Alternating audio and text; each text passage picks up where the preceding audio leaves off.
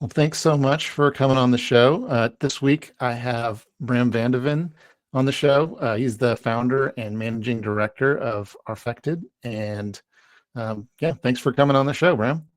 Or Bram. Thanks for having me. Well, I wanted to start, I always start kind of with this angle, but um, what exactly got you into the agency world? Everyone seems to have a different sort of origin story for um, what got them into the agency space. So I think for me, it might be atypical because I did not see the agency business type as my preferred business type. Like that was not the goal that I set out to like strive for, and that was not the goal that I wanted to achieve per se. For me, it was really the last two internships I did during my education were focused on augmented reality. And back when I was doing those internships, the platforms just rolled out for Snapchat to build your own Snapchat lenses, so your own AR experiences that lived on that platform. And Meta did the same thing for Facebook, which really allowed me to just experiment and tinker around with that technology that started living a life on its own, gathered millions of views without me doing much with those, just publishing them. And it just really took on a snowball effect. And then I figured out, okay, there's room for opportunity there. Like I want to tap into that potential, get a team on board that can help me bring my vision to life. Because I had some skills in 3D, I had some skills in development. I could read code but not write it. So I really wanted to grow that team internally, and that kind of led to the agency model. And perhaps we are more of the agency slash studio model, I would say. Gotcha. So basically, you were doing something on your own that ended up being successful, and you were trying to figure out kind of how to scale yourself. Is that a good way Yeah, of putting because it? yeah, no, for sure. Two things I think that I encountered is one that I just ran out of time. Like there were not enough hours in a day for me to do all the work that I wanted to do. So I had to start saying no to projects that I would really love to do, but there were just other bigger commitments to maybe bigger clients, for example, that I felt that I needed to take on. Um, the other, I would say the biggest part of it is that bringing my vision to life, I just needed those additional skills that I was able to bring on in the first year of starting, which is the 3D designer, the creative developer, another intern that worked really well with the more 2D design elements. That just really brought that full package together with me having the vision of what I wanted and the creative direction, and then the team to help execute on that vision. Nice. Well, and maybe this is kind of hinted at by your answer so far, but I always like to ask, how did you get your first client? Like especially when you're just building this thing for the first time. I feel like there's always an interesting story of behind that first client. So the first client for me, I think they found me because I used to just make some experiments on Snapchat that just, like I said, started living their life, the life of on their own really. Gathered a lot of views. I posted some of the links to those on Reddit, and I think someone at an agency followed that subreddit and then saw my post there, reached out through a DM, and then Googled me after, and I think reached out over LinkedIn. That's how I got connected to my first client, which led to a partnership of well over 2 years. And I would say that was the first client. So yeah, they found the work that I was doing, thought that that was beneficial to them, and then reached out. Nice. Was that when you were still kind of a one-man show, or was this like after you had kind of moved into the more agency focused model? No, that was definitely when I still was a one man show. Because Okay. before getting any client work, I did not even realize that this had so much potential to even build a whole team of now 12 people around me. Um, so that was very much so still me tinkering around on my own. Awesome. Well, I imagine over time, things have maybe shifted somewhat as far as how you get your clients. So, kind of fast forwarding to the last client that you closed, what does that look like? How did you get your latest client, and maybe kind of what did you learn between that first client and now that has caused whatever change that's occurred? That's a good question. I think what we've seen is that that trend of someone reaching out to you because they saw your work, that is really what we were able to lean on for the first 3 to maybe 4 years. So into 2022, I would say. There was definitely an uptrend in people just finding our work, looking for the specific services that we offered, and them finding us. And then 2023 happened, which I think was a pretty crappy year for agency world, globally. But especially in the Netherlands, we just saw that brands, struggled getting the right people to buy their products. So budgets dried up. So agencies and brands just have less budget to bring campaigns to life. And what we really saw happening is that the first thing that drops off is the innovative tech part of a campaign. They Mm, just fall back to more basic Facebook and Instagram advertising because that's what they've been doing. It's been successful. It's been proven. Like they know the ROI on that. So it gets less experimental, and our work is definitely more in that experimental area. So 2023 was really an eye opener for me to see, okay, it's now time to, get my ass off my seat and no longer just sit back and have all the requests come in and have all the outreach come to me, but actually actively look for people to work with, look for companies to work with, and really find a way to add value to whatever campaigns were going live at that time. And I would say the last client that we signed is a testament to that. I'm currently in Dubai, which is a 7-hour flight away, a different world entirely. And I'm on a business development trip for a month, and it's been very successful so far of me reaching out to people, getting them to drink a cup of coffee and just have a talk about what we can offer. And I think that active outreach that has really helped us sustain the business, but also now, more subtly grow past the dip that we experienced in 2023. yeah. I mean, it sounds like it's a very deliberate sort of outbound sort of thing. Like, I mean, it sounds like it's very regionally focused. If you're going to go and have coffee with someone in person, are there any other things that you've kind of learned by approaching it that way? I think definitely for the region here. So we've been doing some work in the UAE region over the past couple of years. Then we've now seen that in the past few months, we've done a few big pitches. So we joined in with an agency to help bring a pitch to life, basically. Um, and that was for me a sign, okay, there's ample opportunity for us to get into this region and just try and take a plane over here and just figure out what we can build in terms of connections in existing client relations, but also new client relations.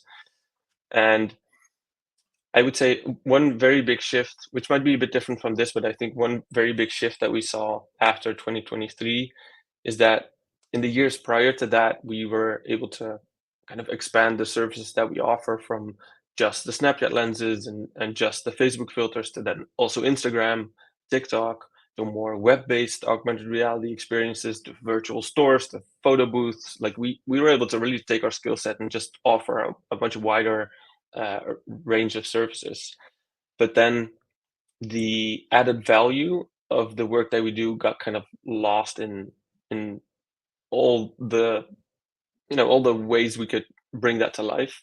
So in Hmm. 2023, at the back end of it, we worked really hard to work on a positioning that would help us or would help translate the value that we could offer into campaigns for brands and for agencies much more. So that has a pretty strong focus on Gen Z, on how annoying and intrusive ads generally don't work with a younger generation, and Hmm. how building engaging ads and ads that are fun to play with can have a much more profound effect on that generation. As I said before, if you build a Snapchat lens that has that snowball effect in reach, if you do that with a brand, you're basically tapping into free organic reach instead of just trying to shove ads down someone's throat in like a YouTube ad that you cannot skip. Yeah, well, that's a great point. Kind of a little more immersive or less interrupting, I guess. Or at least Yeah, it's a less welcome interrupting, but interruption. yeah, exactly. But also, when someone finds that piece of advertising that you've built, allowing them the tools to create their own story with it. So, for example, an Instagram filter that we built for Oatly before turned you into one of the campaign heroes, allowed you to sing with the face of one of their packaging products, and then had like a karaoke effect to it. So the filter itself was funny to look at, but it also allowed the people to tell their own story, to sing along with the karaoke music video, to have someone else join in and make that a funny video.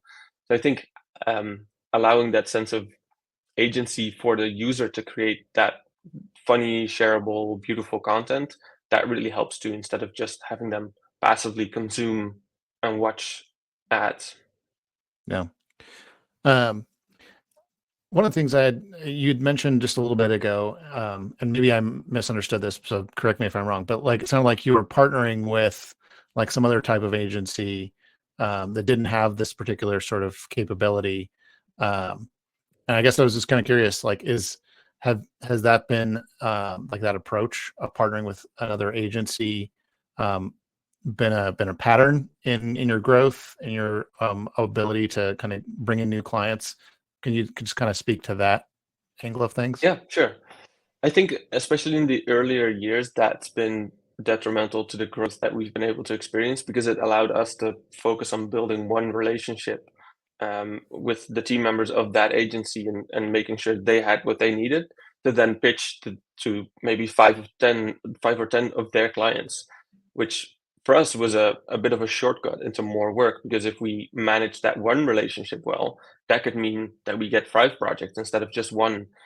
um, and that's it's still very much a part of the business today. I would say the split has gone from, let's say, 75-25 agency to brand, now to 50-50 agency brand. So half of the work still comes from all the agency relationships that we've built. But I now also see that the value of the relationship that you build with a brand is more long lasting, even Mm. though it might mean that you have less, uh, like a lower volume of work coming in from that one specific brand, because they don't run as many campaigns as 5 brands would do at the same time. Yeah. Would you say that, I mean, you mentioned the cold outbound stuff, you mentioned partnerships as a couple of different ways. Are there any clients that, like that have found you just kind of organically, or has a lot of the clients that you've drummed up, come through referrals? I know a lot of agencies get a lot of their kind of direct clients through referrals. What does that kind of look like for you? So I think some of the AR experiences that we build for our own accounts have been so successful that people were able to find our accounts through those AR experiences. And then Mm, I'm talking like one popular Snapchat lens has gotten 500 million views. And across platforms, with just the internal projects, I think we've tapped into 8 billion views, which is the world's population, which is nuts if you think about it. yeah, So people have found us through the experiences that we've just launched for our own internal accounts. Um, and I would say referrals is definitely a big thing.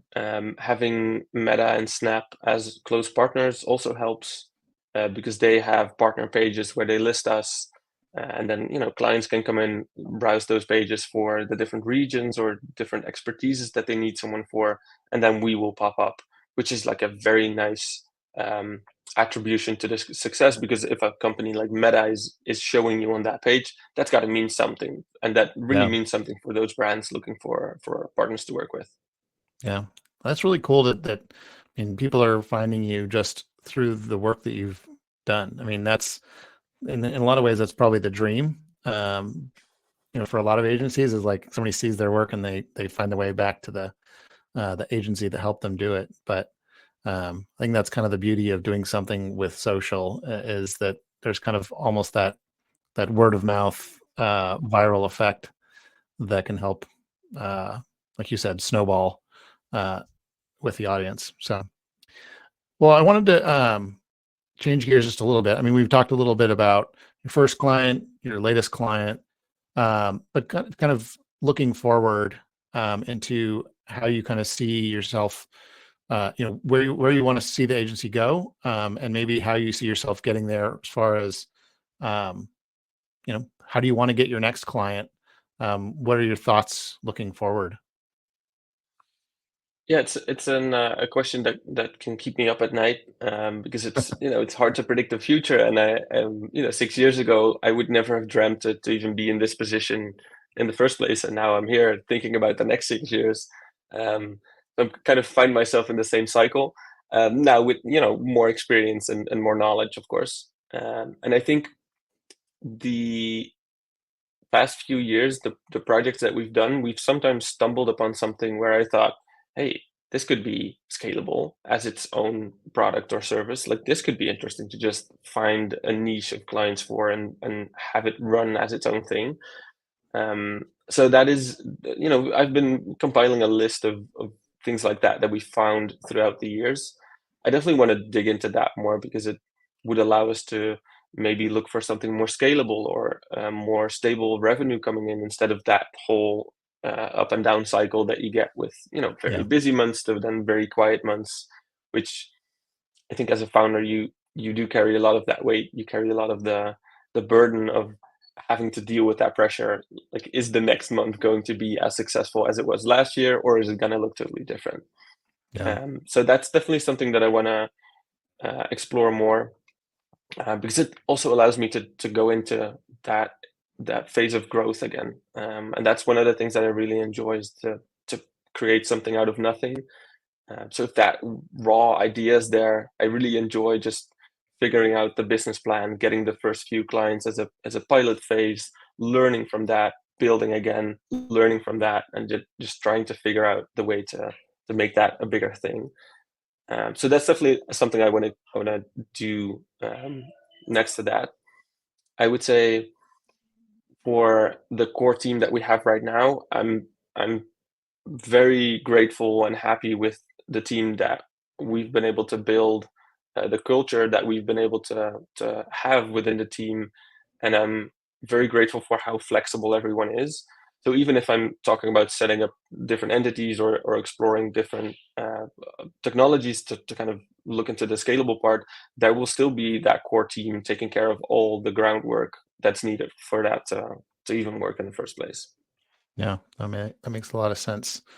Kind of have your core intellectual property that maybe you can spin off some other sort of related uh, products or services based on, but all kind of centered on that sort of expertise that lives with your team. That's great. Yeah, exactly. And I think, there might be for one specific a piece of tech that we found, there might be a necessity to have a tech support team. That's not something that I want to use my core team for. Like that would be, um, they would be responsible for the experimentation part, the building, the learning, and building the iterations to a more final product. And then you would reach like a spin-off phase where, okay, this is now something that gets their own team. We build a tech support team if that's necessary for it, and we allow that to scale on its own. Because I know how much the team loves to experiment, um, which is almost necessary for us to keep up to date with all the latest developments because it's so insane how fast it goes. If you see how quickly TikTok has caught up with pretty long lasting giants like Snapchat who haven't been around in this scene for a very long time. I think Hmm. over 8 years. TikTok has had their platform for maybe 2 years and is very close to now catching up to them. So the development and the update on the platform that we use, they're just so fast. Like we need specific people on those platforms to even keep up with the updates that they're rolling out. Yeah. Well, you mentioned earlier on that like some people have found you through kind of these filters and things like that are already on social. Has that become kind of a deliberate strategy for you to try to bring in new business? Is like when your team has some margin in their time in their schedule to like go and work on, you know, creating the next one that is going to have kind of your agency's stamp on it and see if I it would brings in more business? Yeah, no, that's an interesting question. I think there's uh, a three-part answer to that. The first one being that the filters that we create in the beginning, definitely in the beginning of when, for example, Instagram allowed other like external creators to create those filters, people started flocking to those accounts of those creators that were able to create those filters, which meant that we got a huge influx of followers. We still get a lot of followers of the filters that we created back then and create now. So having the amount of followers that we have is a nice confirmation for brands to see like, okay, these filters actually have an effect, because I can tell you it's not for the content that we post. Like we try to keep up, we post our updates, but it's not responsible for the 80 somewhat thousand followers that we have on Instagram. Our content is not that good. Um, and so I would say that's the first part of the answer. It's a nice confirmation for the brands to see, okay, this is a technique that works. People dedicate their attention to those accounts that have the filters. Hmm. The other one is to stay up to date with all those latest updates. So let's say Snapchat rolls out body tracking for the first time. So for the first time, we're able to now track the body of the user and like detect where limbs are and attach a 3D model to the body of the user. That opens up a lot of doors. But before we even join in a pitch with a capability like that, we need to be able to inform the client on what is and what is not possible. Mm. So further fleshing into those capabilities that have just popped up, that's detrimental. And the third part, I think, is it's coming. It's not quite there yet, but there's monetization um, motivation now coming from both TikTok and Snapchat. Meta is still lagging behind there, but I'm sure they're going to follow soon. Um, and which basically means if you create a filter on TikTok, you get an X amount of people that post a video using that filter. You will start to get payouts for every additional video or every 1,000 additional videos that are created with that filter. And it's not Mm. going to make a dent in our revenue, but it's interesting to see how the efforts that you put in to just experiments, like that was part of the business and the day-to-day work anyway. We are now Yeah. getting paid for work like that. Yeah. Well, it acts as kind of like a case study for what you do for clients. So, Yeah, you're monetizing this thing that you probably want to make anyways. Um, so there's kind of, I guess, layers of value that you can get out of it, which is cool. yeah, exactly. Yeah. Cool. Well, Bram, this has been great. Learning more about your agency and kind of the journey that you've gone on to build it where it's at.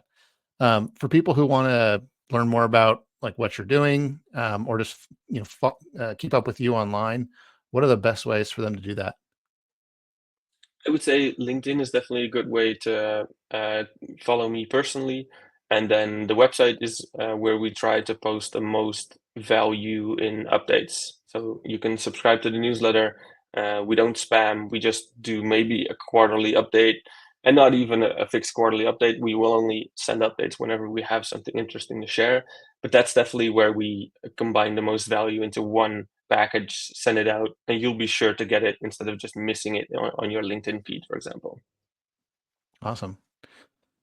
Well, thank you so much for coming on the show. And yeah, it was great learning more and looking forward to staying in touch. Awesome. Thanks so much for having me, David. Sure thing.